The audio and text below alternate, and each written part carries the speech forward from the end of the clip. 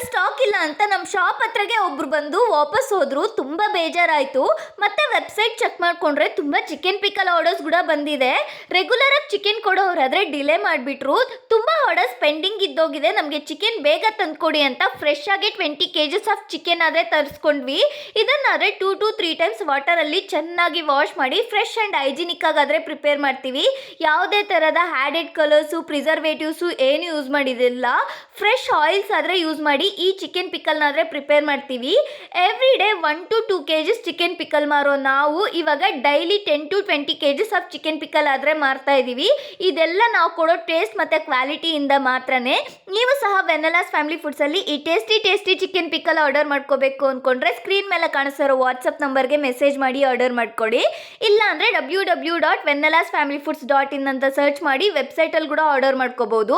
All over India ಎಲ್ಲಿಗೆ ಬೇಕಾದರೂ delivery ಕೊಡ್ತೀವಿ. ಇವಾಗೇ ಹೋಗಿ ಆರ್ಡರ್ ಮಾಡ್ಕೊಳ್ಳಿ.